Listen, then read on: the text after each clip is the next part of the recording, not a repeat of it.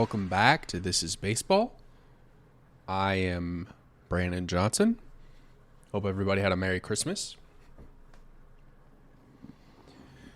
So, the talk of the offseason right now is the Los Angeles Dodgers. The Los Angeles Dodgers have committed over $1 billion this offseason to two players. And it got me wondering how much pressure this puts on the Dodgers to win multiple championships over the next 10 to 12 seasons. So if you missed it, the Dodgers signed Shohei Ohtani to a $700 million deal that is structured with deferred payments. So the Dodgers are only going to pay Shohei Ohtani $2 million a year for the next 10 years. And then after that, the rest of the money will start to kick in. So the Dodgers won't really have to pay Shohei until the year 2034. That's when the real money comes in. Now, the Dodgers also signed Japanese star pitcher Yoshinobu Yamamoto to a 12-year, $325 million deal. So that's what puts the Dodgers' commitments over $1 billion between two players. Now, there's a lot of arguments of whether or not this is good for baseball. That's not something that I necessarily want to get into today. That's something that I will be tackling a little bit later down the road, because I do have opinions about that, about whether these types of contracts and deals are good about baseball, but now is not the time for that. The focus here is what should we expect from the Dodgers and how much pressure are the Dodgers under to succeed. So in order to look at the Dodgers' kind of future with their new acquisitions, I wanted to take a look back at this season and really the last kind of decade of the Los Angeles Dodgers, because everybody knows that the Dodgers have been kind of a juggernaut in the National League and really all of baseball. They're a perennial division champion. They win 100 games on a consistent basis and really just kind of dominate the league in the regular season. So let's take a look at the Dodgers. So I want to take this from kind of the Don Mattingly era to up through the current Dave Roberts era of the Los Angeles Dodgers. So Don Mattingly took over in 2011. It took over for Joe Torre. Some Dodgers teams that kind of weren't performing the way that Los Angeles would want them to. 2011, 2012, the team missed the playoffs, but they got better. Now, 2013 is kind of where the Dodgers' dominance really started. Since 2013, the Dodgers have won the National League West every year outside of 2021, when the Giants decided to win 107 games and win the division. But outside of that, it's been all Dodgers, which you can't be too mad at your team if you just pretty much guarantee that you're going to win your division every year, because that obviously means that you're also making the playoffs. I would make an argument that the Dodgers have actually underperformed as a franchise in this time. Under Don Mattingly, the Dodgers made the playoffs 3 times, 2013, 2014, 2015. That 2013 season, they went to the NLCS and lost to the St. Louis Cardinals. And then the next 2 seasons, they lost in the division series. So 3 straight division titles to this point, and nothing to show for. After the 2015 season, the Dodgers moved on from Don Mattingly, which I thought at the time was a little bit odd, because obviously the Dodgers had a really good team, and they're kind of one of those teams where, like, You can kind of plug in any manager and they'd probably do okay with the roster that they're provided. But they didn't like Don Mattingly anymore, so they moved on from him. And in comes Dave Roberts, who has been their manager since 2016. So Dave Roberts' first season as manager, obviously they win the National League West with 91 wins, and they go to the NLCS and lose to the Cubs. The Cubs eventually went on to win that World Series, obviously, and ended their 108-year World Series championship drought. But, okay, Don Mattingly gone, Dave Roberts in. Made it one series further than they did in the previous season. Okay. Good for Dave Roberts. Now, fast forward to 2017. Dodgers get to the World Series. And they win 104 games. They were just completely dominant this season. They go to the World Series, and everybody knows what happened in 2017. This was the year that the Astros won the World Series. Obviously,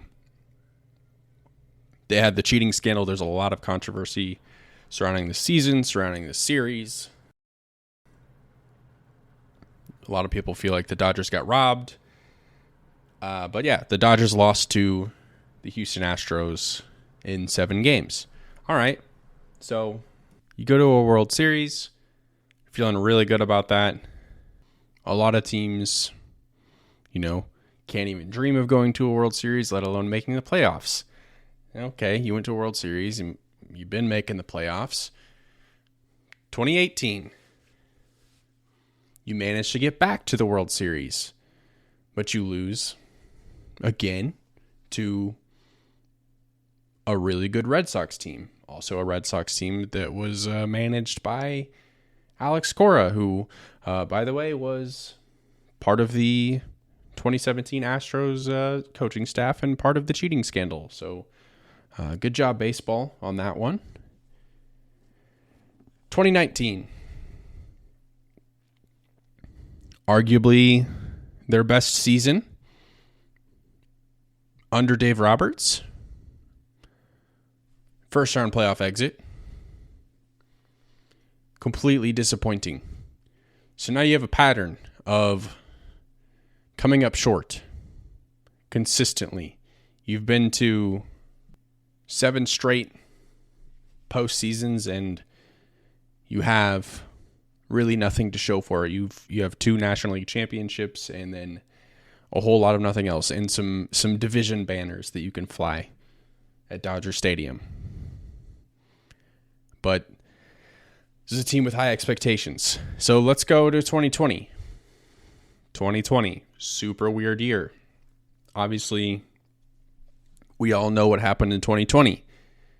Season players were actually in spring training, gearing up for the start of the regular season when the world halted. And then, through kind of negotiations and some back and forth between the league and the Players Association,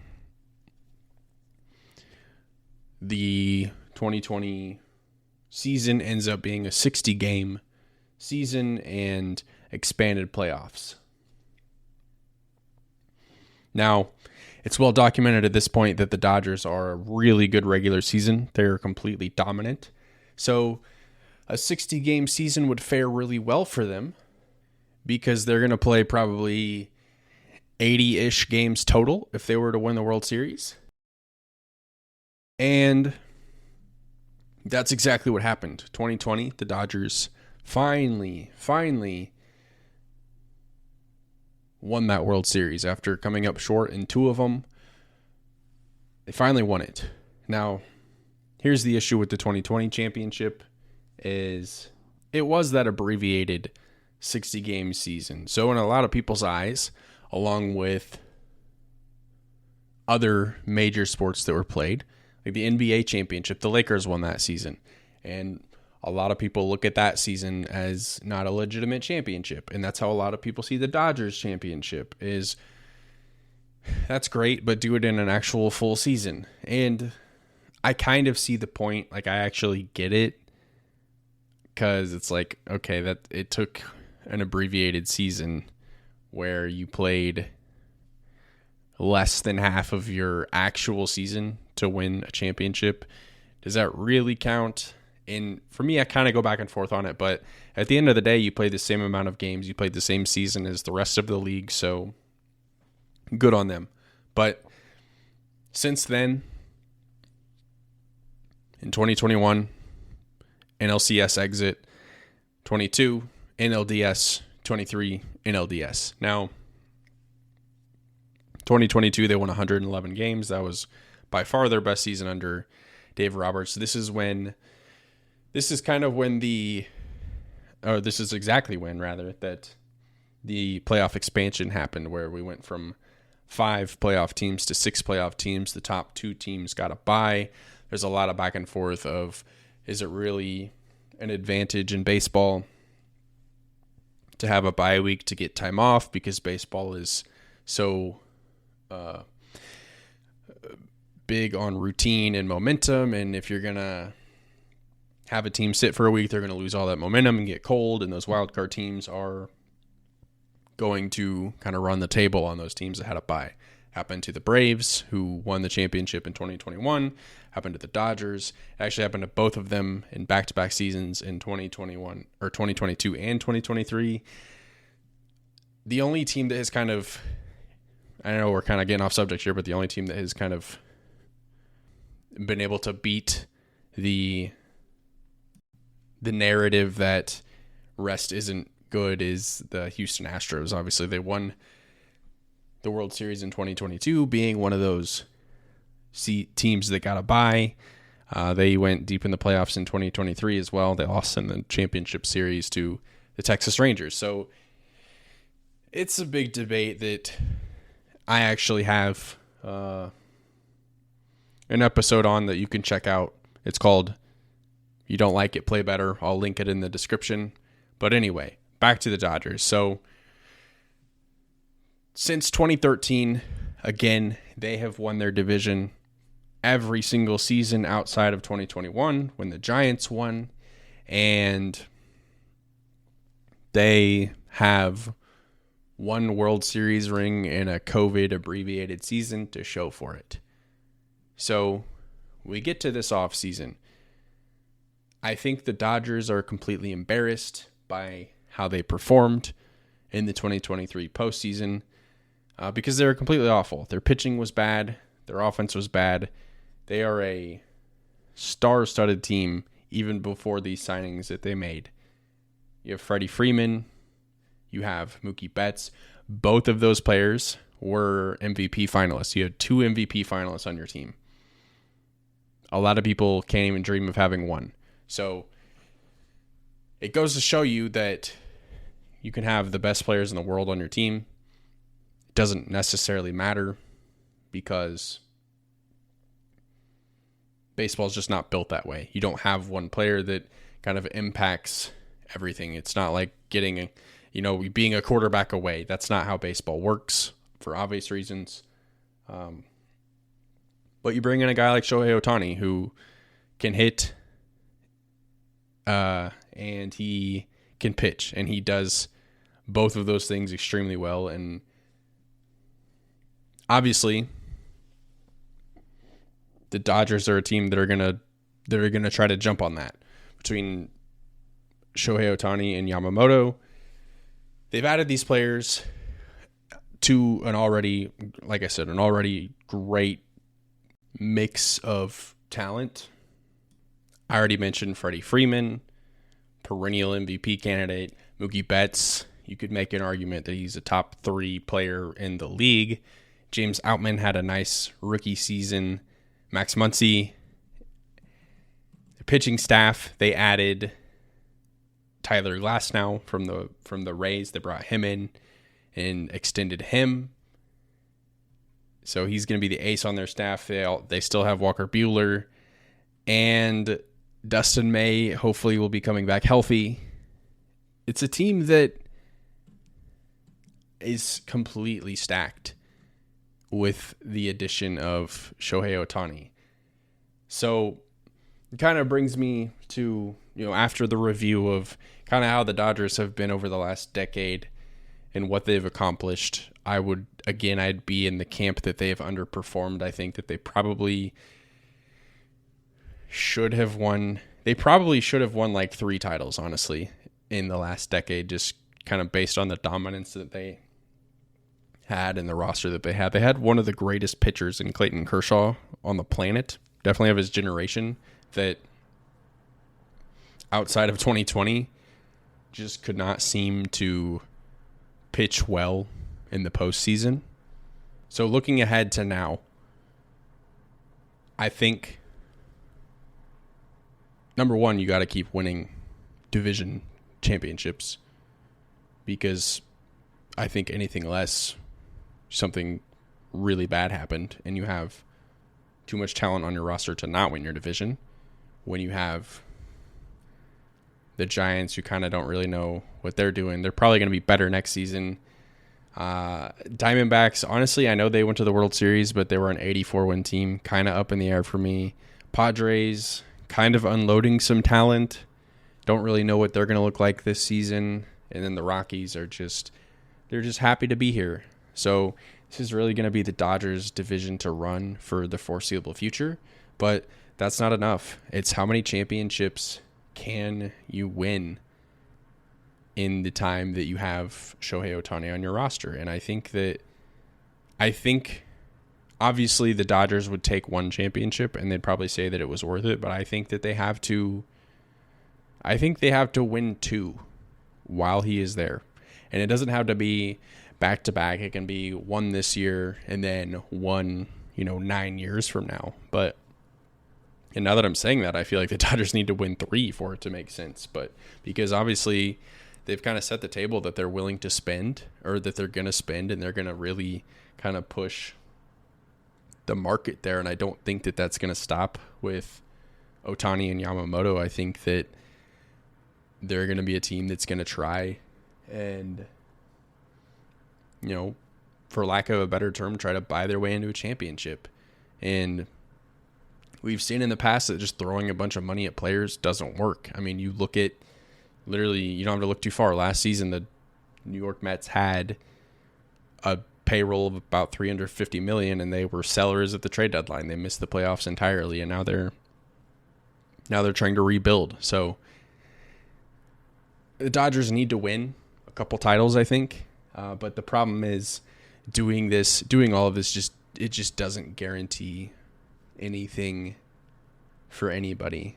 But I do think it's going to be fun to watch the Dodgers play. They've always been a fun group to watch on this run that they've been on, but Shohei Ohtani, regardless of whatever team he signed with, he could have signed with a small market team, Cincinnati, Kansas City, whoever, and he is appointment television. When Shohei Ohtani's career is over, it is likely that he will be the greatest baseball player ever. When it's all said and done, he has done so many things that you just do not see athletes do. So I hope it works out for the Dodgers. Obviously, things did not go the way that we thought they would with the Los Angeles Angels. He spent 6 seasons with the Angels, playing along Mike Trout, and they never even sniffed the playoffs. They were a completely mediocre baseball team and have absolutely nothing to show for having 2 of the best players that the game has seen in a very long time. I think the Dodgers are a significantly better run organization than the Angels ever have been. They have one of the best executives in Andrew Friedman in the game running their team. And it's funny, Shohei Ohtani's contract actually has a clause in it where he can opt out if Andrew Friedman is let go. So you got to feel good if you're Andrew Friedman, because what that says is Shohei Ohtani wants some stability, in the organization that he is being a part of, and that pretty much, unless something just catastrophic happens, that pretty much means that Andrew Friedman's going to be with the Dodgers for a significantly long time, as long as Ohtani's there.